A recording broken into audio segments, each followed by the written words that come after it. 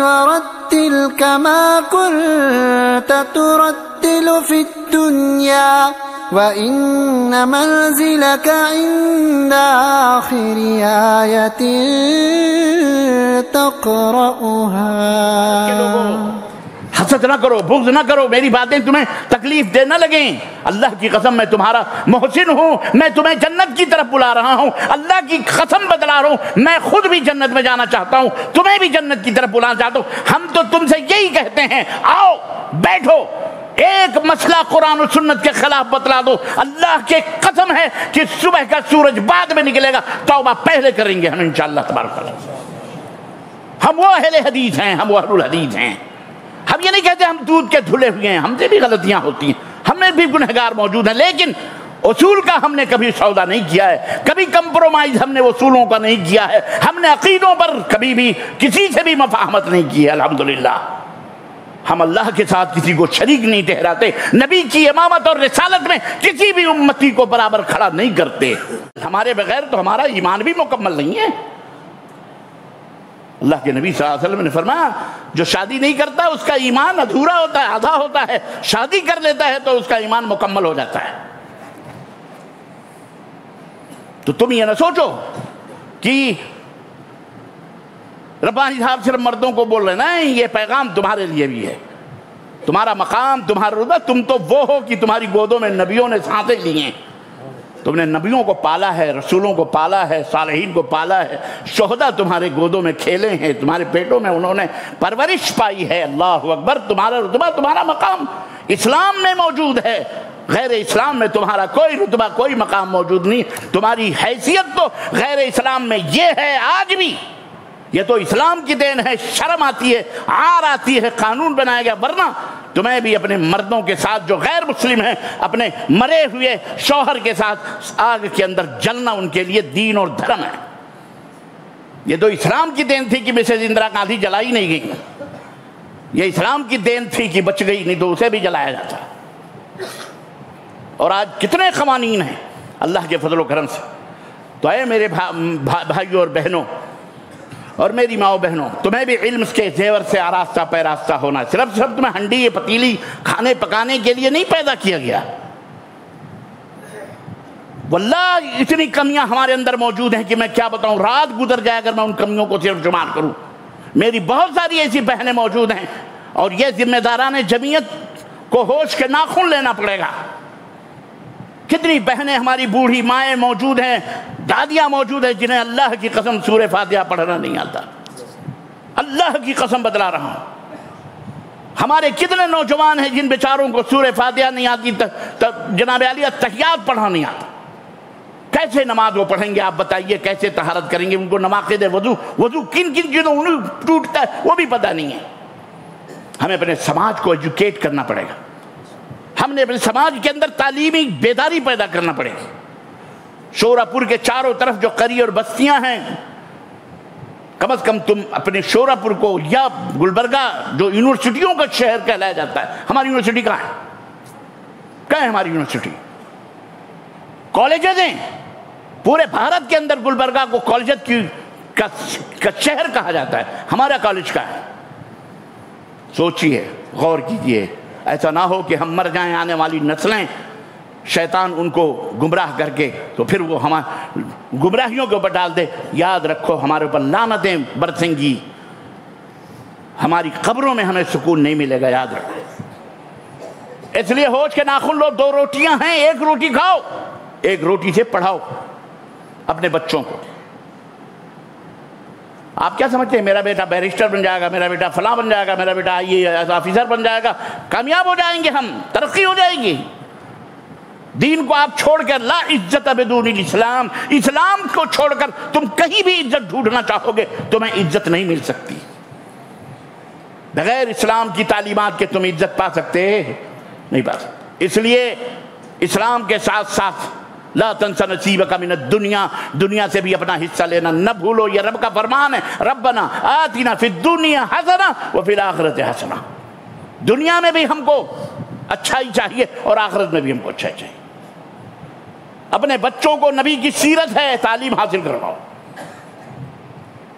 توحید کا انجیکشن سب سے پہلے لگنا چاہیے. فَاعْلَمْ أَنَّهُ لَا إِلَهَ إِلَّا اللَّهُ وَاسْتَغْفِرْ لِذَنبِكَ. عزیزان محترم، میں سیدھا نبوی سیرت کے مطابق آپ کو آگے لے جا رہا ہوں. مسلمانوں کے اندر آج وہ پیاس، وہ تڑپ ہونی چاہیے جو صحابہ کے اندر تھی. نبی کریم صلی اللہ علیہ وسلم راتوں کو اٹھ کے بیدار ہوتے، دعائیں کرتے اپنی امت کے لیے. یہ امت تیار کرنے میں آپ نے خون پسینہ ایک کیا ہوا ہے. آپ نے مار کھائے، آپ نے گالیاں سہیں، آپ نے ظلم برداشت کیے. آپ کے صحابہ نے یہ تمام قربانیاں پیش کی، تب یہ اسلام آج ہم تک پہنچا ہے. آپ بھارت کے اندر رہتے ہوئے شکر ادا کیجئے کہ الحمدللہ ہمارا بھارت، ہمارا ملک اللہ تعالیٰ کا فضل و کرم ہے. الحمدللہ انتہائی زرخیز ہے ہمارے لیے ہر اعتبار سے. اور چند بھوکنے والے لوگ تو وہ مت دیکھو، یہ تو ہر دور میں بھوکتے ہیں. ان کو بھوکنے کی عادت پڑی ہوئی ہے، ان کو بھوکنے دیں بیماری لگی ہوئی ہے. لیکن اس بھارت کے اندر 80 سے 90% ایسے برادران وطن موجود ہیں جو مختلف دھرم، تم مسلمان نہیں ہیں، لیکن وہ آپ سے محبت کرتے ہیں، لین دین کرتے ہیں، آپ کے ساتھ مل جل کر رہنا چاہتے ہیں. وہ 2 4 10 انگلیوں پہ گنے ہوئے چنے لوگ ہیں جو شرارت اور بدمعاشی کے بغیر ان کا پیٹ نہیں بھرتا. بس وہ اللہ تعالیٰ ان سے نپٹ لے گا انشاءاللہ تبارک تعالیٰ. لیکن ہم کو صحیح ہونا پڑے. ہمیں قرآن کے مطابق اپنی زندگی، اپنا اخلاق، اپنا عقیدہ، سب سے پہلے عقیدہ ہے نبوی سیرت میں. اللہ کے نبی کی سیرت ہی یہی ہے کہ سب سے پہلے آپ نے محمد الرسول اللہ صلی اللہ علیہ وسلم نے سب سے پہلے توحید کی دعوت دی ہے. سب سے پہلا سیرت کا یہ پہلا طریقہ ہے. سیڑھی چھوڑ کر پھٹ سے چھت کے اوپر نہیں جا سکتے آپ. توحید یہ پہلا زینہ ہے، پہلی سیڑھی ہے. یہاں سے آغاز ہوگا آپ کی زندگی کا، آپ کے بچوں کا، اپنی بیوی کا، آپ کے اپنے بچیوں کا، سب کا.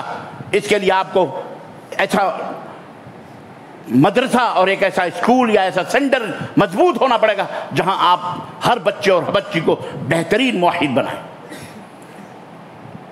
اس کے بعد آپ آگے بڑھیں. عقیدہ، اس کے بعد اعمال، نماز، روزے، حج، زکوٰۃ. آپ کیا سوچتے ہیں؟ آپ اسلام کی تعلیمات کو اپنے پیروں سے رونقتے ہوئے آپ بڑے سب کی نظروں میں معتبر بن جائیں گے؟ کبھی نہیں ہو سکتا. یہ یاد رکھو، کبھی نہیں ہو سکتا. برسہ برس سے ہم یہ دیکھ رہے ہیں کہ بھارت کے اندر جو اسلامی تہذیب و تمدن کی چادروں کو پھینک کر اور اسلامی طور اور طریقے اور آداب اور اخلاق کے جو زیورات ہیں ان کو نکال کر جنہوں نے کافروں جیسے عادات اور اطوار اور تہذیب و تمدن اپنا لیے، وہ کہاں گئے؟ آج ان کو کوئی پوچھنے والا. ایک محسن نام کا تھا، وہ جا کے پتہ نہیں تیاگی سنگھ بن گیا. سوچتا ہے یہاں بہت ساری چیزیں ملیں گی، آج اس کو وہیں موت نظر آ رہی ہے. اللہ تعالیٰ اسے ہدایت عطا فرمائے. وہ پہلے بھی ہدایت پہ نہیں تھا، وہ تو خیر اب بھی کیا، بہرحال اللہ کی مرضی ہے. اس کے بندے ہمارے باپ کا کیا ہے؟ اگر کسی کو وہ چاہے تو ابو جہل کو جہنم میں ڈال دے، ابو لہب کو جہنم میں ڈال دے، چاہے تو عمر جیسے سخت دشمن کو اسلام کی دولت عطا کر کے جنت میں ڈال دے. اس کی مرضی ہے، ہم کیا کر سکتے ہیں؟ اس کا دین ہے.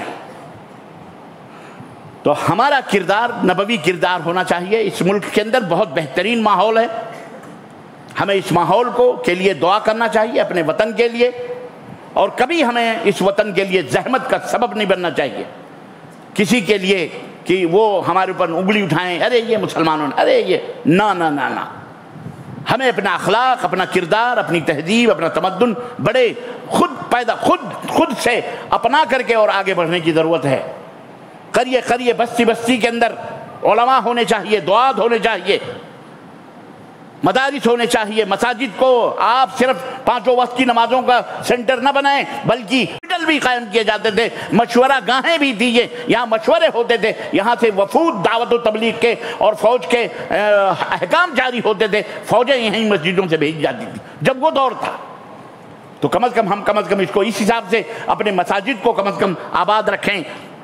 اور یہ اللہ کا شکر اور احسان ہے کہ اہل حدیثوں کے پاس یہ تمام سب گن موجود ہیں. یہ بھی ہے. لیکن میں عام مسلمانوں کو جو اپنے آپ کو مسلمان کہتے ہیں، اے میرے مسلمان بھائیو جو میری آواز سن رہے ہو، اے بھارت کے لوگوں، حسد نہ کرو، بغض نہ کرو، میری باتیں تمہیں تکلیف دے نہ لگیں. اللہ کی قسم میں تمہارا محسن ہوں، میں تمہیں جنت کی طرف بلا رہا ہوں. اللہ کی قسم بتلا رہا ہوں، میں خود بھی جنت میں جانا چاہتا ہوں، تمہیں بھی جنت کی طرف بلانا چاہتا ہوں. ہم تو تم سے یہی کہتے ہیں، آؤ بیٹھو ایک مسئلہ قرآن و سنت کے خلاف بتلا دو، اللہ کے قسم ہے کہ صبح کا سورج بعد میں نکلے گا، توبہ پہلے کریں گے ہم انشاءاللہ تبارک و تعالی۔ ہم وہ اہل حدیث ہیں، ہم وہ اہل الحدیث ہیں۔ ہم یہ نہیں کہتے ہم دودھ کے دھلے ہوئے ہیں، ہم سے بھی غلطیاں ہوتی ہیں، ہم میں بھی گنہگار موجود ہیں، لیکن اصول کا ہم نے کبھی سودا نہیں کیا ہے، کبھی کمپرومائز ہم نے اصولوں کا نہیں کیا ہے، ہم نے عقیدوں پر کبھی بھی کسی سے بھی مفاہمت نہیں کی ہے الحمدللہ۔ ہم اللہ کے ساتھ کسی کو شریک نہیں ٹھہراتے، نبی کی امامت اور رسالت میں کسی بھی امتی کو برابر کھڑا نہیں کرتے۔ یہی صحابہ کا منہج رہا ہے۔ قبیلے بنو حنیفہ نے مسیلمہ کذاب کو نبی مانا تھا، نبی کی وفات ہوئی، مسیلمہ کذاب نے نبوت کا دعویٰ کیا۔ وہ مسیلمہ کذاب جو نماز بھی پڑھتا تھا، اس کے ماننے والے قبیلے بنو حنیفہ کے اشہد ان محمد رسول اللہ بھی کہتے تھے، نماز بھی پڑھتے تھے، روزہ بھی رکھتے تھے، حج بھی کرتے، سب کچھ کرتے تھے، صرف ایک غلطی انہوں نے کی تھی، مسیلمہ کذاب کے اوپر ایمان لائے کہ یہ بھی رسول ہے، یہ بھی۔ سیدنا ابو بکر صدیق رضی اللہ تعالیٰ نے کہا یہ رسول کے بالمقابل اگر کوئی رسول کھڑا کیا جاتا ہے وہ دائرہ اسلام سے باہر ہو جاتا ہے، ہم اسے مسلمان تسلیم کرنے کے لیے تیار، ہم جہاد کریں اسے۔ بگل بجا جنگ کا، فوج تیار ہوئی، لوگوں نے کہا بھی ارے وہ کلمہ پڑھتے ہیں، کیا کلمہ پڑھتے ہیں؟ نبی کے مقابلے میں لایا گیا ہے، نبی کے مقابلے میں، ہمارے نبی کے مقابلے میں کسی کو کھڑا کیا گیا ہے، ہم اسے تسلیم، خاتمیت محمدی پر کوئی داغ لگے ہم اسے برداشت نہیں کر سکتے۔ ابو بکر نے فوری طور کے اوپر فوج بھیجی اور فوج بھیج کر کے اس کو قلعہ قمع کیا گیا، الحمدللہ گرفتار کیا گیا، مردود کو ختم کیا گیا اس کو۔ تو جب نبی کے مقابلے میں کسی کو نبی یا رسول کا مقام و مرتبہ نہیں دیا جا سکتا تو بتاؤ کسی اللہ کے بندے کو مشکل کشا اور حاجت روا اور غوث اور قطب اور ابدال کے نام پر ان سے بیٹا اور بیٹی اور انہیں حاجت روا اور انہیں مشکل کشا اور ولایت کا سرٹیفکیٹ تم نے دے کر کے کیا یہ تسلیم کیا جا سکتا ہے؟ اللہ کے برابر کوئی ہو سکتا ہے؟ بولو اے ہندوستان کے مسلمانوں، اپنے آپ کو مسلمان کہنے والوں، مجھے بتاؤ یہ درگاہ، یہ مزار، یہ شد یعلم، یہ بزرگوں کے نام پر جو تم ناٹک بندیاں کر رہے ہو، دین بتا رہے ہو، رب کعبہ کی قسم ہے ارے یہ دین کسی بھی صورت میں ہو ہی نہیں سکتا، یہ اسلام سے اس کا کوئی رشتہ نہیں، کوئی تعلق نہیں ہے، یاد رکھو۔ کس جھانسے میں تم پڑے ہوئے ہو؟ یہ اسلام نہیں ہے، یہ دین نہیں ہے۔ اور اللہ کا ایک بات اور بتاؤں، اللہ کا فضل ہے، اللہ کا شکر ہے، آج کل یہ جو سوشل میڈیا ہے، یہ جو موبائلز ہیں، اس میں بہت اچھی اچھی کلپیں آ رہی ہیں، درگاہیوں کی، مداریوں کی، مولوی آج کل بلبلا رہا ہے، اللہ کا اتنا بڑا فضل ہے کہ آپ کلپیں دیکھیں، ان کے مولوی اب درگاہوں کے خلاف تقریریں کر رہے ہیں، چادروں کے خلاف، طواف کے خلاف، اللہ کی قسم بتلا رہا ہوں، نیاز کے خلاف، فاتح کے خلاف، آج ان کی تقریریں موجود ہیں۔ میں نے کہا اللہ تیرا شکر ہے، اور کھل جائیں گے دو چار ملاقاتوں میں، تھوڑی آخری گرتی ہوئی دیوار ہے، اہل حدیث ہو ایک لات مارو، اللہ کی قسم یہ شرک و کفر کے تانے بانے ختم ہو جائیں گے انشاءاللہ تبارک و تعالی۔ اس کی ضرورت ہے، آج یہ ٹمٹماتے ہوئے دیے ہیں، شرک و بدعت کے یہ رسیا، شرک و بدعت کے یہ علمبردار، ان کی کوئی حیثیت نہیں، مکڑی کے جالوں سے بھی کمزور ان کے تانے اور بانے ہیں۔ الحمدللہ تمہیں ضرورت ہے کہ تم ایجوکیشن میں آگے بڑھو، تعلیم، رب کا قرآن، محمد الرسول اللہ صلی اللہ علیہ وسلم کا فرمان، اپنے بچوں کو لائر بناؤ، ڈاکٹر بناؤ، عالم بناؤ، حافظ، ہر مسلمان کا بچہ حافظ قرآن ہونا چاہیے انشاءاللہ، ہر بچی، یہ نہیں کہ حافظ بنا دیا بس مصلی کا امام بنانے کے لیے، ڈاکٹر ہو، مصلی کا امام ہو، حافظ قرآن بھی ہو، عالم بھی ہو، حلال و حرام کی تمیز بھی رکھتا ہو۔ ہر مسلمان کو حفظ کرنا چاہیے، ہر مسلمان کو قرآن اور جب میں حفظ کی بات کر رہا ہوں تو قرآن پڑھنا تو بہرحال یہ تو فرض ہے۔ عزیزان ملت اسلامیہ، آئیے اور آگے بڑھتے ہیں تھوڑا، کیونکہ ٹائم بڑی تیزی سے بڑھ رہا ہے۔ میں ایک اور اہم نقطے کی طرف آپ کی توجہ دلانا چاہتا ہوں۔ نبوی سیرت میں سماج، یہ تو افراد کی تربیت ہوئی، سماج کے اندر اللہ کے نبی نے کس طرح سے لوگوں کی رہنمائی کی اور تربیت کی۔ شادی بیاہ جو ہمارے سماج کا ایک حصہ ہے، ہم نے آج غیر مسلموں کے نقش قدم پر چلتے ہوئے ان کے بہت سارے عادات اور اطوار، اور یہ خربودہ خربوزے کو دیکھ کے رنگ بدلتا ہے، اس میں کوئی شک نہیں۔ صحبت صالح ترا صالح کنت اور صحبت طالح ترا طالح کنت، نیک لوگوں کی صحبت نیک بناتی ہے اور کمینوں کی صحبت تمہیں کمینہ بناتی ہے۔ اس لیے ہر ماں اور باپ اپنی اولاد کے اوپر نظر رکھتے ہیں کہ میرا بیٹا کن کے ساتھ کھیلتا ہے، کودتا ہے اور کن کی صحبتوں میں بیٹھتا ہے، اور یہ نظر رکھنا ضروری بھی ہے کیونکہ تربیت کا یہ بھی ایک انداز ہے۔ معاشرہ تعمیر ہوتا ہے میاں اور بیوی سے۔ بہترین بیوی کا انتخاب کرو۔ نوجوانوں کے لیے بڑا ہاٹ ٹاپک ہے یہ، وہ لوگ جو شادی نہیں کرتے۔ ہمیں آج کچھ رضاکار ہمارے ساتھ ہیں، ہمارے احباب، آج پورا دن شادی کا تھا ٹاپک۔ ہمارے ضمیر بھائی کے ماما ہیں، اللہ سے دعا کرو ایسے بہت سارے ماما ہیں سب کی شادی ہو جائے۔ کہاں ہیں ضمیر بھائی؟ وہ انتظامیہ میں ہوں گے بیچارے، تو ان کو خپت ہی نہیں۔ سب کی شادی کرے اللہ تعالیٰ، جتنے نوجوان ہیں 17-18 کے بعد اللہ سب کا نکاح کروائے، اور اللہ ہماری بہنیں ہماری بیٹیاں جو بھی 16-17 کی ہیں اللہ تعالیٰ ان کا بھی نکاح کروائے، آمین یا رب العالمین۔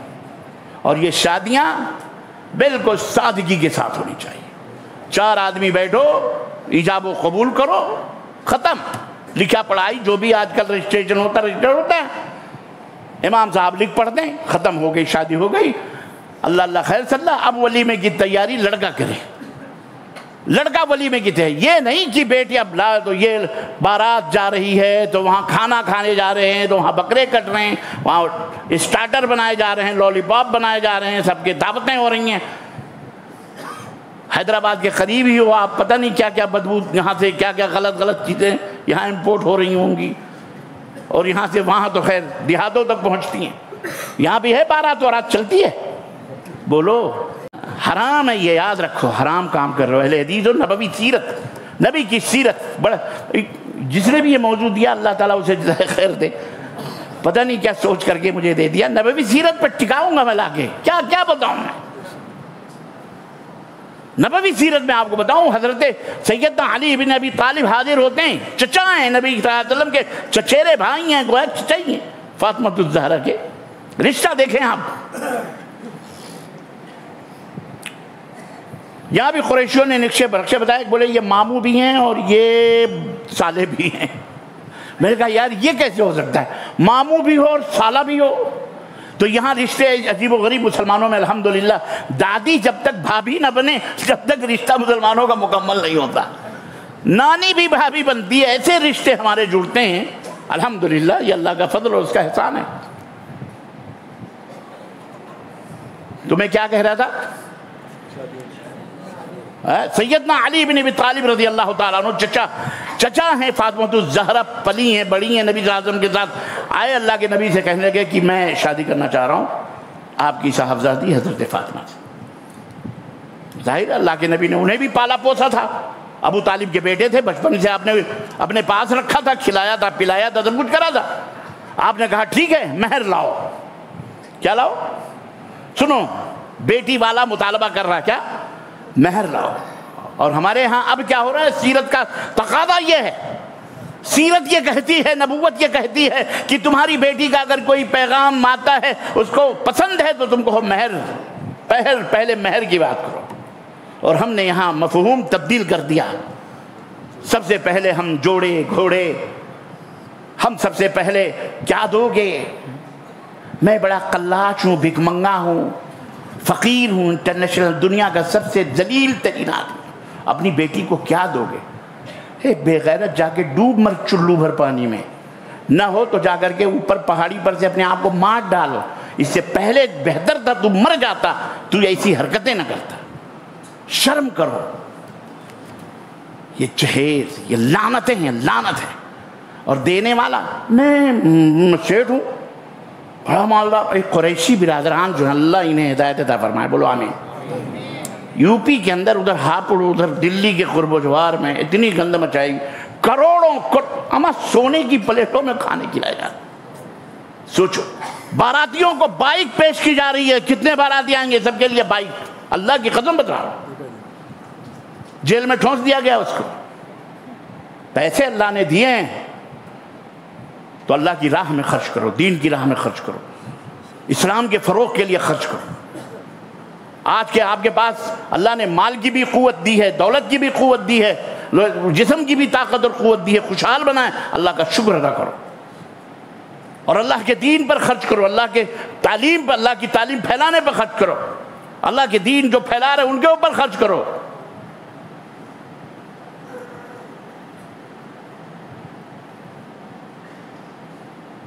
یہ غلط بات ہے. نبی کی سیرت پڑھو. نبی کی سیرت یہ ہے, مہر لاؤ. حضرت علی نے کہا ہمارے پاس تو کچھ بھی نہیں ہے. کہنے لگے لاؤ, مرد ہو تو لاؤ, ہماری طرح بھکاری بن کے نہیں مانگتے. اللہ کے رسول صلی اللہ علیہ وسلم نے فرمایا, گئے, اپنا کچھ نہیں تھا ان کے پاس, وہ ہتھیار تھے لڑائی کے, زرہ بکر, ذوالفقار, جو کچھ بھی کہا جاتا ہے, اٹھایا اور مارکیٹ میں گئے, بازار میں. وہاں دیکھا سیدنا عثمان غنی آ رہے تھے. کہنے لگے علی کیا بات ہے, کہاں جا رہے ہو؟ کہنے لگے کہ یہ بیچنے جا رہا ہوں. کہا کیوں؟ کہا شادی کرنی ہے نبی صلی اللہ علیہ وسلم نے کی بیٹی سے اور مہر دینا ہے. تو حضرت عثمان, ظاہر ہے آپ کو پتہ ہے حضرت عثمان کون تھے؟ مالدار تھے, غنی تھے, ماشاءاللہ ان کا لقب تھا. نبی کریم صلی اللہ علیہ وسلم کی دو بیٹیوں کے, ایک بیٹی انتقال کی, دوسری بیٹی آپ نے دی تھی حضرت عثمان غنی کو. سمجھ گئے یہ ساڑھو بننے والے ہیں, ہم زلف. کہنے لگے علی ایسا ہے, بیچنے جا رہے ہو, مجھے بیچ دو. کہنے لگے کوئی بات نہیں, آپ ہی لے لو. وہ لے لیا حضرت عثمان غنی نے, محبت دے کے. اور کتنے میں بیچو گے؟ اتنے میں. اتنا پورا پیسہ ان کو دے دیا, کوئی بھاؤ تاؤ نہیں, جتنے میں اتنا دے دے. نبی کریم صلی اللہ علیہ وسلم خدمت میں آئے, شادی ہو رہی ہے. سنو, باپ اپنی بیٹی کی شادی کر رہا ہے, دولہا بھی کھڑا ہوا ہے, گھری کا دولہا. اللہ کے نبی نے دامن پھیلائے, حضرت علی نے دینار اور درہم جو بھی ملے تھے لا کے دامن میں رکھا. آپ نے اس میں سے ایک مٹھی نکالی, کہا فاطمہ کا گھر بناؤ. فاطمہ کا پہلے گھر بناؤ. اور ایک مٹھی نکالی, کہا فاطمہ کے لیے کپڑے اور خوشبو کا اہتمام کیا جائے. اور انہی کے پیسوں سے اللہ کے نبی نے ان کی شادی کری, نکاح پڑھایا. یہ تھی رسول اللہ صلی اللہ علیہ وسلم, جسے آپ کہتے ہیں کائنات کے سردار, امام الانبیاء, سردار دو جہاں, اللہ کے بعد جن کا رتبہ اور مقام ہمارا ایمان اور عقیدہ ہے, وہ اپنی بیٹی کی شادی یوں کر رہے ہیں. یہ سیرت کا نمونہ ہے. اس سیرت کو کون فالو کرے گا؟ بولو. آپ اہل الحدیث ہیں, اپنے آپ کو اہل الحدیث کہتے ہیں, تو اسے کون اپنائے گا؟ آپ بتاؤ. یہ جہیز کا لینا دینے والا بھی حرام کر رہا ہے, کیونکہ وہ اپنے بیٹوں کا حق مار کر بیٹی کو دے رہا ہے. بیٹوں کا حق ہے, اور لینے والا تو ہے ہی ہے, حرام خوری کر رہا ہو. اس لیے جب تک یہ تمہارے پاس رہے گا, یاد رکھو, حرام مال کھاؤ گے, جنت میں نہیں جاؤ گے. اور یہ حقوق ہیں جن لوگوں نے لیا ہے, وہ اپنے اپنے سسر کو جا کے واپس کر دو عزت کے ساتھ.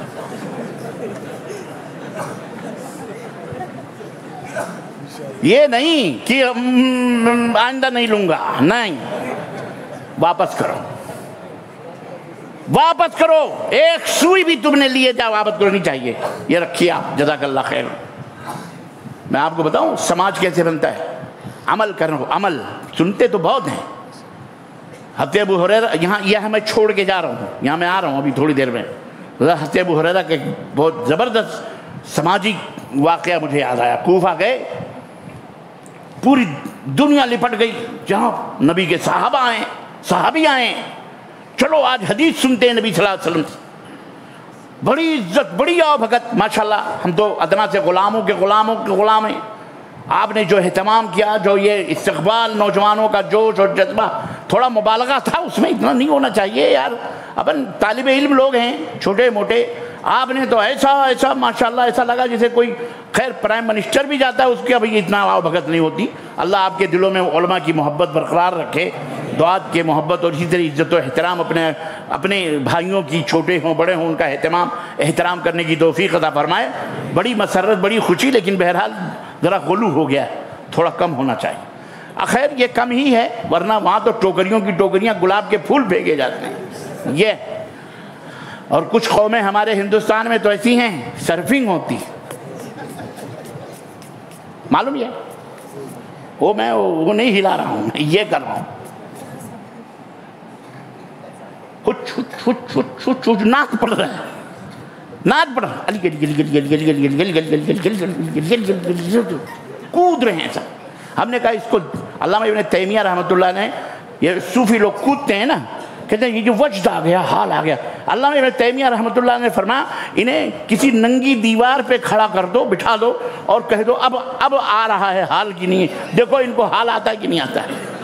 انہیں کبھی حال نہیں آئے گا ان بے غیرتوں کو، یہ بے غیرت مکار لوگ ہیں، یہ شیطان لوگ ہیں، یہ خبیث، اللہ انہیں ہدایت عطا فرمائے۔ بعض لوگ کہتے ہیں تو یہ ہے ہمارا سماج۔ اور بہرحال حضرت ابو ہریرہ رضی اللہ تعالیٰ عنہ آئے کوفہ میں، اندر پوری دنیا امٹ پڑی، شور ہو گیا، حضرت ابو ہریرہ آئے ہیں، نبی کے صحابی آئے ہیں، چلو آج حدیث سنتے ہیں۔ مسجد کوفہ بھر گئی ایک دم دنا دن۔ حضرت ابو ہریرہ نے، پوری بھیڑ بیٹھی تھی، کہنے لگے ابو ہریرہ ہمیں حدیث سنائیے۔ کہنے لگے حدیث میں سناؤں گا لیکن میری ایک شرط ہے،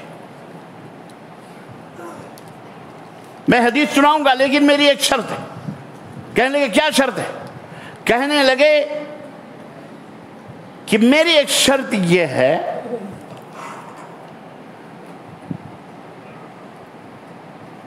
کہ جو بندہ اس کے اندر اپنے رحم کو، رحم مادر کو، رشتے کو، خون کے رشتے کو جو کاٹنے والا بیٹھا ہے وہ یہاں سے نکل جائے،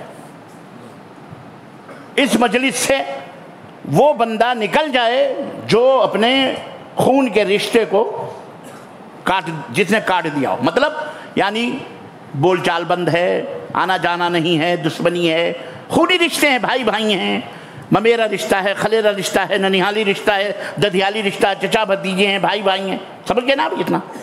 ایسا شخص یہاں سے نکل جائے گا تو میں حدیث سناؤں گا۔ اب پوری مجلس سناٹے میں، سارے بیٹھے ہوئے، کون اٹھے؟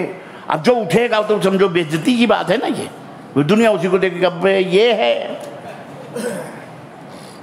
ایک نوجوان بیچارہ، اس نے ہمت کری اور اپنے منہ کے اوپر ایسے ہی ڈانٹے باندھے، منہ لپیٹا، آنکھ صرف دکھ رہی تھی، کوئی پہچان نہ پائے، اور وہ اس مجلس سے اٹھا اور چلا گیا۔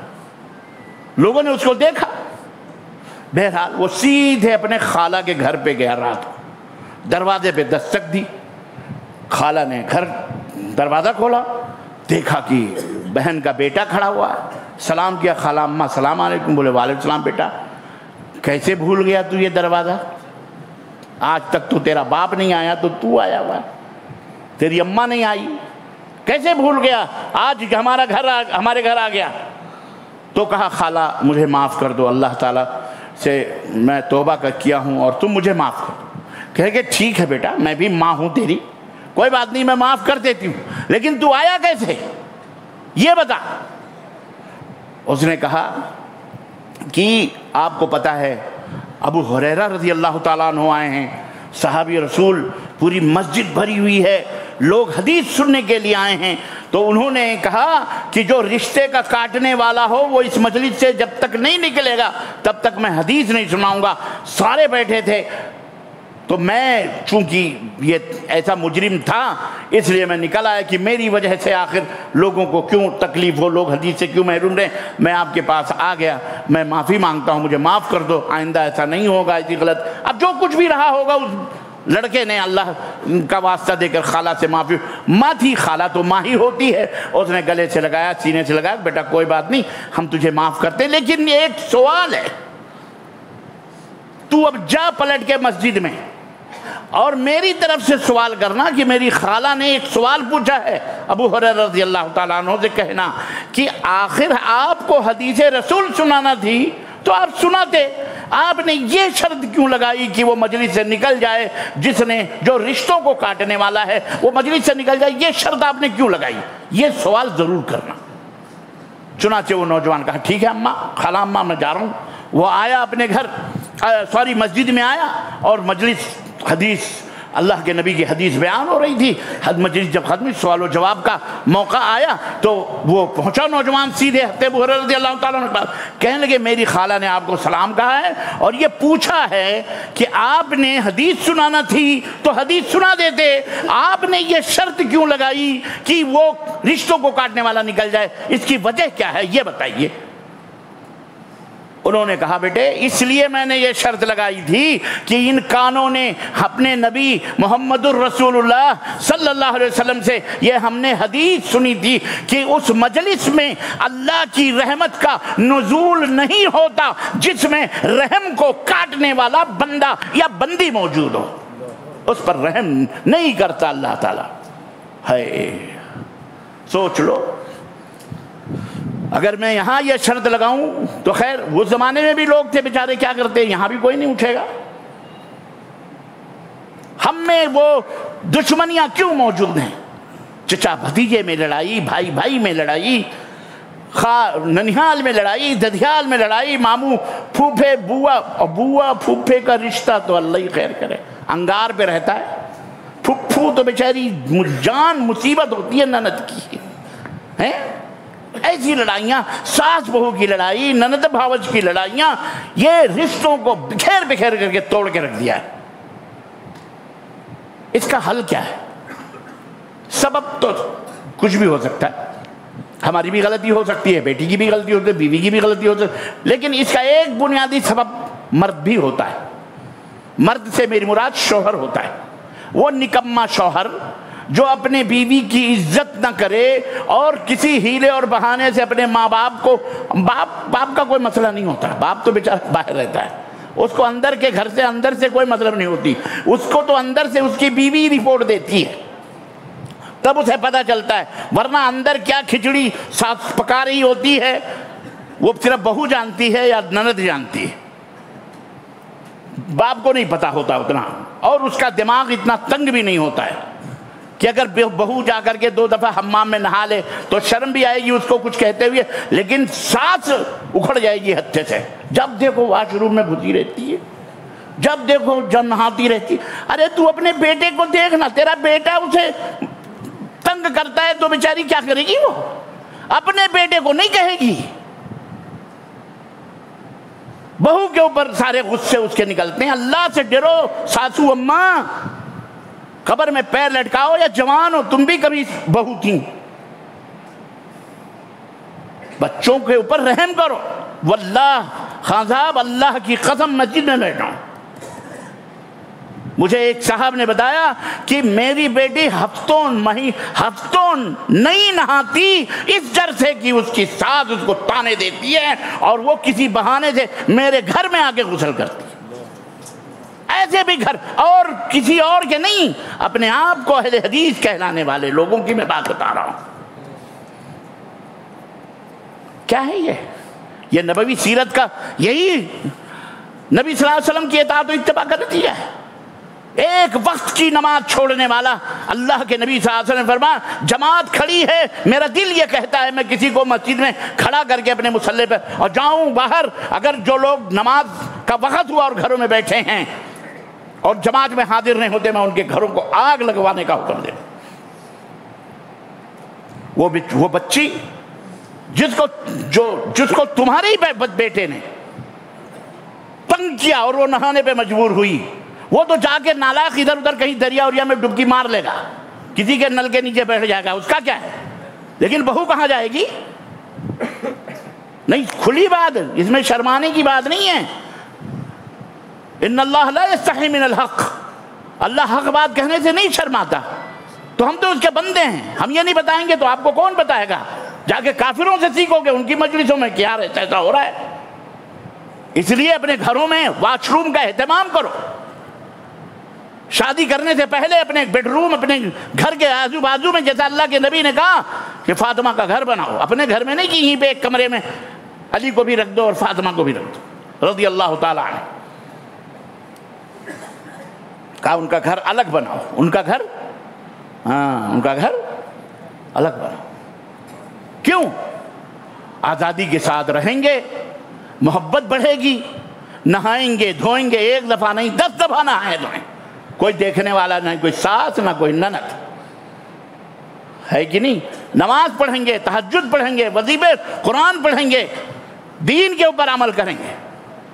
بے دین ہوگی، بے نمازی ہوگی تمہارے گھر میں آگے شوہر، تمہارا بیٹا دیندار ہوگا تو دین سکھائے گا اس کو، لیکن ایسے تم رکھو گے ایسی نظروں کے اوپر، کیا ہوگا؟ اس لیے بات سمجھ میں آ رہی ہے؟ شادی کرنے ان گھروں کو اسلامی طرز کے مطابق بناؤ، چھوٹا ہی صحیح لیکن اس میں الگ سے اہتمام کرو، تاکہ فری ہو کر کے لڑکے لڑکیاں بچے بچیاں اپنے گھروں میں نہا دھو سکیں اور نماز پڑھ سکیں اور تمہاری خدمت کر سکیں، نہ کوئی ٹینشن، نہ کوئی لڑائی، نہ کوئی بھڑائی۔ اکثر گھروں میں لڑائی صرف اس وجہ سے ہوتی ہے، وہ جو لڑکی بار بار بیچاری آتی ہے نئی نویلی، اپنے بیٹے کو مارے ڈر کے اس کو نہیں بولتی عورت۔ بہرحال عرض کرنے کا مطلب یہ، بھائی بھائی میں لڑائی، 4 بالش، ایک انچ زمین۔ کاش ہمارے پاس نبوی سیرت کا یہ نمونہ ہوتا کہ نبی کریم صلی اللہ علیہ وسلم فرما من اخذ شبرا من الارض بغیر حق، کسی بھی انسان کا ایک بالش، کسی بھی انسان کی زمین نہ حق طور پر اگر کسی نے لی ہے تو قیامت کے دن اللہ تبارک تعالیٰ 7 زمینوں کا توق اس کے گلے میں پہنائے گا، ہار، 7 زمینوں کا ہار پہنا کر کے کھڑا کرے گا اللہ تعالیٰ۔ کیا ہے آج؟ حلال نہ حرام، کوئی تمیز نہیں۔ بس اللہ کے نبی نے فرمایا تھا کہ ایک زمانہ آئے گا میری امت کے اوپر کہ لوگ مال کے آگے کچھ نہیں دیکھیں گے، کہاں سے آ رہا ہے، جہاں سے آ رہا ہے، خلاص آنے دو، مال مال مال مال۔ کل قیامت کے دن حساب دینا پڑے گا۔ ان حرام خوریوں کی وجہ سے بھی ہمارے سماج کے اندر فساد اور بگاڑ پیدا ہوتا ہے، بربادی پیدا ہوتی ہے۔ تو عزیزان محترم، عزیزان گرامی قدر، آپ حضرات نبوی سیرت کے مطابق اب پڑھو، پہلے اس کا درس ہونا چاہیے، علماء کی تقاریر درسوں میں شریک ہو اور باقاعدہ اسی نبی کی سیرت کے مطابق اپنے ماحول کو، اپنے سماج کو، اپنے گھر کو، یا ایھا الذین آمنوا قوا انفسکم واہلیکم نارا، جہنم سے بچانے کی کوشش کرو۔ میرے بھائیوں، میرے دوستوں اور میرے بزرگوں، میری ماں اور بہنوں، اور اپنے گھر کے اندر اپنے بیویوں کی عزت کرو۔ بیوی ایک اٹوٹ انگ ہے، ہمارا حصہ ہے، وہ سر کا تاج ہے، وہ پیر کی جوتی نہیں ہے۔ اس کی عزت کرو، اس سے محبت کرو، چاہے صبح شام آئی لو یو کہنا پڑے کہو، حلال ہے تمہارے لیے۔ جب داخل ہو السلام علیکم بیگم، آئی لو یو۔ اور بیگم کو بھی چاہیے کہ اپنے شوہر سے محبت کا اظہار کریں، یہ حلال ہے۔ آج جو مرد غیر عورتوں کی طرف نظریں اٹھا کے دیکھتے ہیں اور ان کی عورتیں شکایت کرتی ہیں، اس کی وجہ وہ خود عورت ہے۔ تو میلی کچیلی، بغیر کسی میک اپ، بغیر کسی خوشبو، گھر میں وہی روٹی کے باس اور وہی چولہے برتن کے پسینے میں اور وہی بچوں کے منہ اور پیشاب، وہی دودھ وہی لگائے ہوئے، ظاہر ہے اس سے پہلے کہ شوہر کے بعد جائے اس کو چاہیے کہ کپڑے چھپڑے الگ سے رکھو، پہن اوڑھ کر کے اور نہا دھو کر کے یا کم از کم فریش ہو کر کے میک اپ شیک اپ ہلکا پھلکا اپنے شوہر سے ملاقات کرو، اپنے شوہر کے دل کو بہلاؤ، ان کے ساتھ بیٹھو۔ یہ بھی، اس میں بھی اجر ہے، اس میں بھی ثواب ہے۔ اللہ کے نبی نے فرمایا، نبی صحابہ کرام نے پوچھا کیا ہم اپنی عورتوں سے جو ملاقات کرتے ہیں، بیٹھتے ہیں، اللہ کے نبی باتیں کرتے ہیں، تو کیا اس میں بھی اجر ہے؟ تو آپ صلی اللہ علیہ وسلم نے فرمایا کہ کہیں یہی باتیں اور یہی حرکتیں کسی غیر عورت سے جا کے کرو گے تو تمہیں ثواب ملے گا یا گناہ؟ انہوں نے کہا گناہ ملے گا۔ تو کہا جب وہاں گناہ ملے گا تو یہ حلال عورت ہے، حلال شوہر، یہاں تو تمہیں اجر ملے گا، ثواب ملے گا۔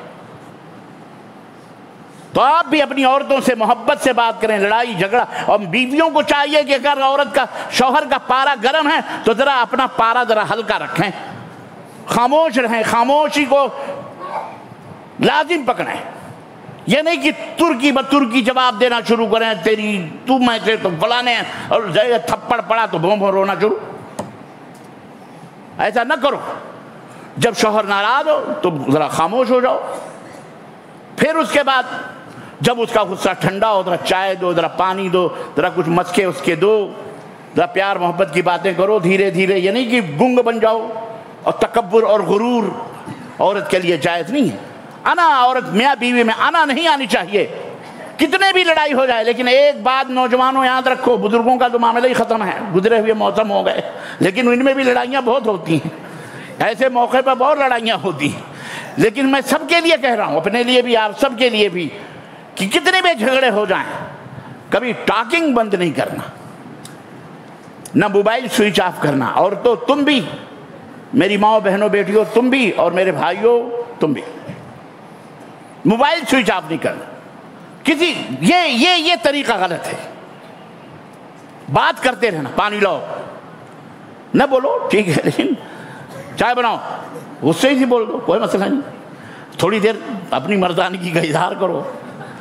اور یاد رکھو، یہ بھی میں آپ کو بتاؤں، اللہ کی قسم بتلا رہا ہوں، آپ کا حکم اگر وہ نیک عورت ہے اچھی تو وہ خدا کا فرمان سمجھتی ہے. ایسی حالت میں بھی اگر آپ کہو گے پانی لاؤ، بھلے وہ غصے میں اور آپ غصے میں ہیں، تو وہ پانی لا کے آپ کو دے گی.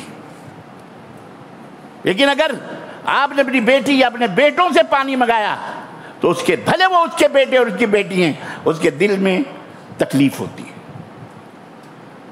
تکلیف ہوتی ہے. اب اس کے لیے یہ نہیں کرنا کہ بس آج رات کو لڑائی شروع اور میرا یہ فارمولہ تجربے کرو، یہ سب کے لیے نہیں.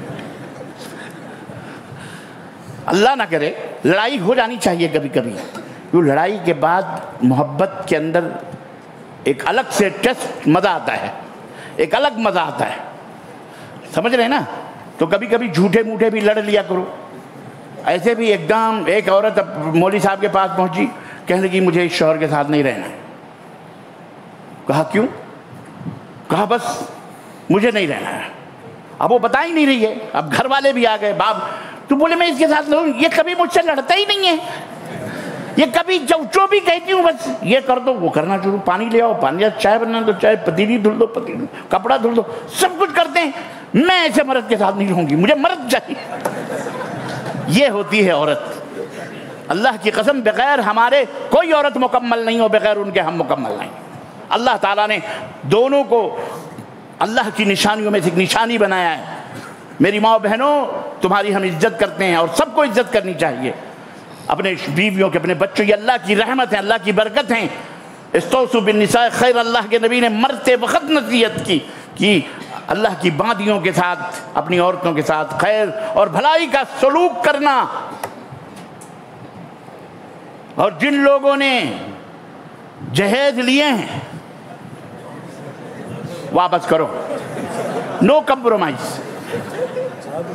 ہاں، اور ورنہ جا کے اپنے سسر کے پاؤں پکڑ کے معافی مانگو، معافی مانگ لو کہ معاف کر دو، مجھے بھائی نہیں، سب ختم ہو گیا، کیا کریں.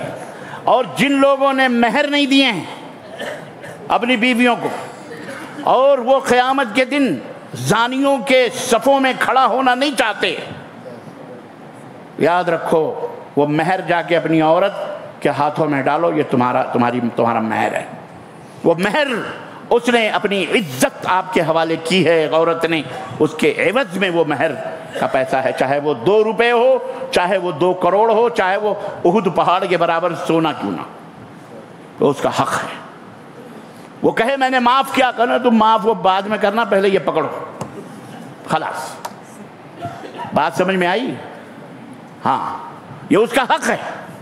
زیور بنوا دو، انگوٹھی بنوا دو، پائل بنوا دو، ہار بنوا دو، اب جو بھی آپ کے ماحول میں چلتا ہے وہ سب بنوا دو، یا سونا دے دو، کچھ بھی دے دو، پیسے دے دو. پیسے اگر آپ کو ڈر ہے کہ ختم کر دیں گی تو کچھ بھی دے دو بہرحال، لیکن مہر اب اپنی بیویوں کو ضرور دینا. یہ نہیں کہ شادی ہوئی تو سہاگ رات میں بیگم مہر معاف کر دو. بعض نوجوان نالائق ایسے بھی، واللہ کی قسم، چارپائی نہیں چھوئیں گے جب تک مہر نہیں معاف کرو. تو بیچاری دلہن بنی بیٹھی ہے، اتنا بدتمیز آدمی ہے، وہ بھی سوچ رہی ہوگی اتنا نااہل کس کے ساتھ میرے ماں باپ نے بیاہ دیا ہے. چارپائی کے اوپر چھوئیں گے نہیں جب تک مہر معاف نہیں کریں گے. استغفر اللہ، یہ حرام ہے اس طرح کی باتیں کرنا. علی کل حال میرے عزیزوں، میرے دوستوں اور بھائیوں، یہ قصہ لطیف ابھی نہ تمام ہے. جو کچھ بیان ہوا ہے وہ آغاز باب ہے. میں بیان کرتا رہوں گا، آپ بیٹھے رہو گے اور رات گزرتی جائے گی. اللہ تعالیٰ آپ کی اس محبت کو اور اس طرح کی دینی مجلسوں کو برقرار رکھے اور اللہ عز و جل آپ کو، آپ کی آل اولاد کو سرسبز و شاداب رکھے، اور اسی طرح محبت اور اخلاص اور خلوص کے ساتھ آپس میں مل جل کر ایک دوسرے کے حق اور حقوق کو ادا کرنے، اللہ کے رسول کے، بھائیوں کے، بہنوں کے، والدین کے، بیوی کے، بچوں کے، محلے کے، پڑوسیوں کے، جانوروں کے، اپنے وطن کے حق حقوق، برادران وطن کے حق حقوق سب کو ادا کرنے کی اللہ ہم کو توفیق عطا فرمائے، ہمیں نبوی اخلاق پر اللہ تعالیٰ زندہ رکھے، اور نبی صلی اللہ علیہ وسلم کی سیرت مبارکہ کے جتنے بھی امور ہیں، احکام ہیں، اللہ تعالیٰ ان پہ عمل کرنے، اور جو منع کیے گئے ہیں اس سے بچنے کی ہم سب کو توفیق عطا فرمائے، آمین یا رب العالمین۔ وصلی اللہ علی نبینا محمد وعلی آلہ وصحبہ اجمعین، والسلام علیکم ورحمۃ اللہ وبرکاتہ۔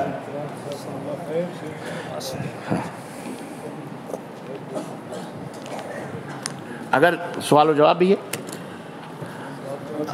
سوال اگر کچھ سوالات ہیں تو بے شک کر لیں، 5-10 منٹ میں اگر کچھ سوال ہیں، اور خواتین کے بھی اگر کچھ سوالات ہیں تو بچوں کے ہاتھوں بھیجوا دو لکھ کے، ماشاءاللہ۔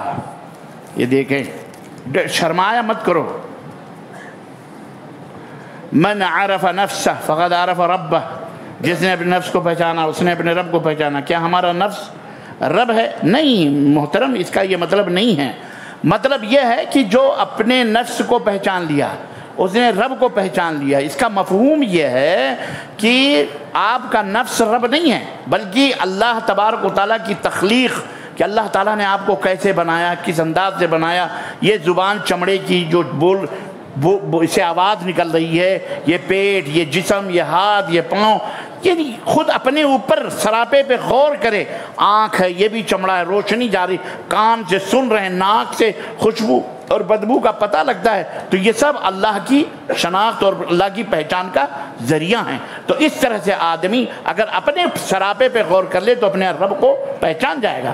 وہ جاہل ہیں جو اللہ کو نہیں پہچانتے، خود اپنے اوپر غور نہیں کرتے۔ ٹھیک ہے، جزاک اللہ خیر۔ جی ایک سیکنڈ، اب ایک بھائی نے سوال کیا، ہجرت کیوں، اہل حدیث کون، اعلیٰ تعلیم کیا؟ ہجرت کیوں؟ ہجرت جہاں پر آپ کو آپ کے دین پر صحیح طریقے سے مکمل عمل کرنے سے روکا جائے اور آپ کو ستایا جائے، اللہ کا حکم ہے، اللہ کے نبی کا حکم ہے، آپ لوگ بیٹھ جائیں کہ آپ اس جگہ سے ہجرت کر جائیں، مطلب اس جگہ کو چھوڑ کر کسی ایسی جگہ چلے جائیں، اپنے ہی شہر، اپنے ہی ملک میں، اپنی ہی بستی میں، جہاں عزت و آبرو کے ساتھ آپ وہاں زندگی گزاریں، اس کو کہتے ہیں ہجرت۔ اہل حدیث کون؟ اہل حدیث وہ ہیں جو اللہ اور اس کے رسول کی باتوں کو صحابہ نے جس طرح سے سمجھا اس طرح سمجھ کر اس کے مطابق عمل کرتے ہیں، ان کو اہل الحدیث کہا جاتا ہے، ان کو اہل الحدیث کہا جاتا ہے، اور وہی پکے اور سچے مسلمان بھی ہیں الحمدللہ۔ اعلیٰ تعلیم آپ چاند پر پہنچ جائیں یا اس سے بھی آگے چلے جائیں، اعلیٰ تعلیم قرآن و سنت کی بھی تعلیم، آپ کے حلال و حرام کی تمیز ہو، توحید کی پہچان ہو، شرک جانے، بدعات جانے، کفر جانے، نفاق جانے، ان تمام سب چیزوں کا علم آپ کے پاس ہو، اور آپ دینی دنیاوی اعتبار سے جس فیلڈ میں ہیں آپ اس کے حق کو ادا کریں، تعلیمی طور پر اعلیٰ کوالٹی علم حاصل کریں، وہی اعلیٰ تعلیم ہے۔ تو آپ بتا دو جی جی سوال۔ تمام احباب سے گزارش کی جاتی ہے کہ بغیر مجلس ختم ہوئے نہ جائیں، اس لیے کہ ابھی مجلس ختم نہیں ہوئی ہے۔ آپ تمام احباب کے لیے، مرد و خواتین کے لیے کھانے کا بھی انتظام کیا گیا ہے۔ آپ اگر یوں ہی چلے جائیں گے تو کھانا ہمارا بچ جائے گا، اس لیے ہم تمام احباب سے پرخلوص گزارش اور درخواست کرتے ہیں کہ 10-5 منٹ اور ٹھہریں۔ انشاءاللہ صدارتی مختصر خطاب ہوگا، انشاءاللہ آپ بیٹھیں، اس کے بعد آپ کے پاس ہی والنٹر حضرات کھانا پہنچائیں گے۔ آپ بس 10 سے 15 منٹ مشکل سے آپ کا وقت ضرور لیں گے انشاءاللہ۔ جی بولیے سر، آپ بولیے۔ کوئی شخص اگر اپنی بیوی کو مہر نہیں دیا، اس کا انتقال ہو گیا، بیوی کا بھی انتقال ہو گیا، کیا وہ بچے اگر بیوی کو مہر دینا ہے ماں کو تو کیسا دیں؟ दे सकते हैं क्या? اب وہ اللہ معاف کرنے والا، ان کو اب کیا کہہ سکتے. بچے کیسے مہر دیں گے؟ بچے اپنے بیوی کا مہر دیں گے، اماں کا مہر بچے نہیں دیں گے. کیا ہے یہ؟ مہر کے تعلق کوئی جو 10-15 سال کے بعد، 10-15 سال کے پہلے کیا تعلق دیا ہے، اب کیا حساب سے دے گا؟ اچھا 10-15 سال پہلے جو ریٹ جتنا سونا تھا اسی حساب سے سونا دے. آج بھی 1 تولہ سونا تھا تو 1 تولہ، 50 تولہ سونا تھا تو 50 تولہ آج کے حساب سے دے گا، وہ کل کے حساب سے نہیں دے گا. اب کل کے حساب سے دینا ہے تو بیوی کو اسی کل میں لا رہو، بیوی کو کل واپس کر کے لاؤ پھر لے دیو. کیا اسلام میں شادی کے لیے ذات یا خاندان دیکھنا ضروری ہے؟ کیا اسلام میں شادی کے لیے ذات اور پات دیکھنا ضروری ہے؟ یہ سوال ہے. کوئی ذات پات نہیں، ہم سب ایک ہی ذات ہیں. یوں تو سید بھی ہو، مرزا بھی ہو، افغان بھی ہو، تم سبھی کچھ ہو، بتاؤ کہ مسلمان بھی ہو. کوئی ذات پات نہیں. اللہ تعالیٰ نے یہ بنائے ہیں اس لیے نہیں کہ شادی بیاہ میں فرق کرو، اس لیے کہ تاکہ پہچان بنے، لتعارف، تعارف کے لیے بس، اور کچھ نہیں. کسی بھائی آپ حضرات اور والنٹیئر کو بولو کھانا وانا لگاتے رہیں. بات آپ لوگ تھوڑا بیٹھ جاؤ. کسی کی قرات کو سن کر یہ کہنا کہ ایسا لگ رہا تھا جیسا کہ ابھی قرآن کا نزول ہو رہا ہے، ایسا کہنا کیسا ہے؟ یہ انسان کا اپنی فیلنگ ہے، اس کا احساس ہے. اس کو مطلب یہ ہے کہ اس کو اس پیرائے میں وہ کہہ رہا ہے کہ ایسا مجھے محسوس ہو رہا تھا جیسے قرآن اتر رہا ہے. تو اس میں کوئی قباحت اور کوئی حرج نہیں ہے. اس میں سیدنا ابو بکر صدیق نے جب نبی کریم صلی اللہ علیہ وسلم کی وفات کے وقت آپ صلی اللہ علیہ وسلم جب انتقال فرما گئے، مر گئے، تو آپ کے جنازے، آپ کے میت کو دیکھ کر کے اللہ حضرت سیدنا ابو بکر رضی اللہ عنہ نے جو قرآن کی آیت پڑھی، وما محمد الا رسول قد خلت من قبل الرسل، یہ پوری آیت تو حضرت سیدنا عمر بن خطاب کہتے تھے مجھے تو لگ رہا تھا جیسے یہ آیت کریمہ ابھی اتری ہے. تو مطلب یہ ہے کہ ان کی فیلنگ تھی، یہ ان کا احساس تھا. ایسا کہنے میں کوئی حرج اور کوئی قباحت نہیں ہے. لڑکی کی اجازت کے بغیر اس کا نکاح کرنا کیسا ہے؟ حرام ہے. لڑکی اگر نہیں اجازت دیتی تو کوئی باپ، کوئی بھائی کسی کی وہ شادی نہیں کروا سکتا. اس کی اجازت لینا بہت ضروری ہے. جی خلاص، جی آپ بقیہ جی سوالات کے سلسلے ختم. اب 1 سیکنڈ جلدی سے اعلان کر دو. اب میں بابا نظر محمد خان صاحب سے میں درخواست کرتا ہوں کہ مختصر صدارتی کلمات کے ساتھ ساتھ تمام لوگوں کا شکریہ بھی ادا فرمائیں. سوچو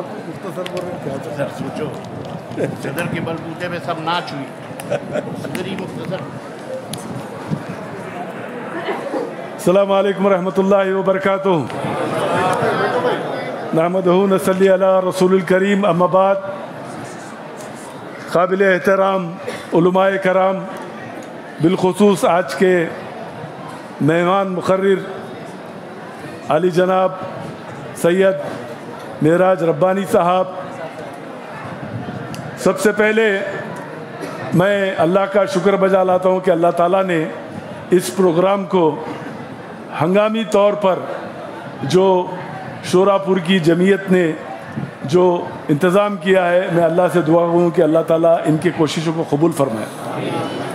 محترم بزرگوں اور دوستوں، شیخ محترم کی اور ہماری کم سے کم 1.5 سال سے جو ہے کوشش تھی کہ شیخ کو جو ہے دعوت دی جا رہی تھی کہ شیخ ہمارے علاقے میں ایک پروگرام آپ کا ہو. اور شوراپور کی بھی جمعیت ایک زمانے سے جو ہے مطالبہ کر رہی تھی جمعیت سے کہ بھائی شیخ معراج ربانی کا پروگرام ہمارے اس گاؤں شوراپور میں ہو. الحمدللہ اللہ کے فضل سے آج شیخ کی آمد پہ ہم اہلاً و سہلاً مرحبا بھی بولتے ہیں اور اللہ کا شکر ادا کرتے ہیں اور شیخ کے حق میں دعا گو ہیں. دیکھو شیخ کے ذریعے میں شیخ کے سامنے تعریف نہیں کرنا، مگر عوام کو معلوم ہے، میں شیخ کے تعلق سے سب جانتا ہوں. 25 سال سے ہم لوگ شیخ کو سن رہے ہیں، مگر اس بر صغیر کے اندر اگر کوئی اللہ تعالیٰ کس شخص سے کام لیا ہے تو وہ شخص معراج ربانی صاحب ہیں. ابھی ہمارے بازو سیدھے ہاتھ پہ یہ ہمارے عبدالرزاق صاحب بیٹھے ہوئے ہیں. یہ جو ہے ان کی ایک مثال سامنے ہے، جو سعودی عرب میں شیخ کے بیان پہ 40 افراد ایک ساتھ اہل حدیث ہوئے تھے، اور وہ 40 افراد اس تالیکوٹ گاؤں میں آ کر الحمدللہ آج یہ حال ہے وہاں کہ ہندوستان کی تاریخ میں بھی لکھنا چاہیے اس چیز کو کہ 8 اہل حدیث مساجد ہیں، جس میں سے 7 تبلیغی جماعت کی مسجدیں جو ہے اہل حدیث میں ہیں۔ یہ جو ہے شیخ کو اللہ تعالیٰ کام کیا ہے، تاریخ ہے شیخ، یہ اللہ قبول کرے، اللہ کے شیخ کو آنے جانے کو قبول فرمائے، اور ہم دعا کرتے ہیں شیخ کو اللہ مزید طاقت دے اور مزید اسی طرح جو ہے نوجوانوں کو اندر آ کے جوش بھرے، اور انشاءاللہ آج کی جو آپ کی نصیحتیں تھے ہمارے اوپر، بالخصوص نصیحتوں میں ایک نصیحت بہت امپورٹنٹ تھی، وہ تھی ہم اہل حدیث امانت دار ہیں۔ امانت دار مانے کس شکل میں بولے تھے شیخ، کس موضوع کو لے کے بولے ہیں کہ ہمارے پاس کتاب و سنت ہے، ہمارے پاس کتاب و سنت ہے، ہم لوگوں تک پہنچانا ہے۔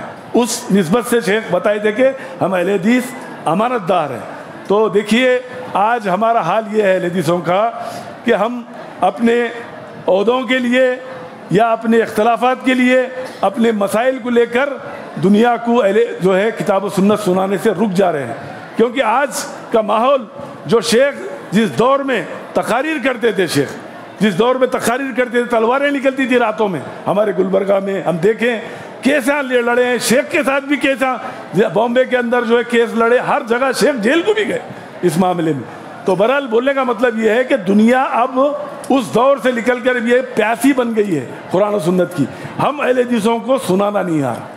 تو لہٰذا میں تمام اہل حدیثوں سے گزارش کرتا ہوں اپنے اختلافات کو بازو رکھیے، ایسے پلیٹ فارم جمع کریے جہاں سے علماء کرام آپ کو انشاءاللہ جمعیت کے پاس علماء کرام میں انتظام کریں گے، اور انشاءاللہ کتاب و سنت لوگوں تک ہم جمعیت کوشش کریں گے پہنچانے کی۔ میں آخری میں تمام لوگ جو باہر سے آئے ان کا بھی شکریہ ادا کرتا ہوں، اور جو بھی مہمان یہاں جماعت کے ذمہ دار بیٹھے ہوئے ہیں، گلبرگہ سے ہمارے وکیل صاحب بھی آئے ہوئے ہیں، اور جو ہے کافی دور سے لوگ آئے ہوئے ہیں، کل کے پروگرام میں لوگ جو موجود تھے آج بھی آئے ہیں پروگرام میں، میں ان کا بھی تہ دل سے شکریہ ادا کرتا ہوں، اور اللہ سے دعا گو ہوں جو اللہ تعالیٰ جس انداز میں لوگ باہر سے آئے ہوئے ہیں، اللہ تعالیٰ ویسی صحیح سلامت ان کے گھروں تک پہنچا دے، اور اللہ اس ہماری بیٹھک کو قبول فرمائے۔ السلام علیکم ورحمۃ اللہ وبرکاتہ۔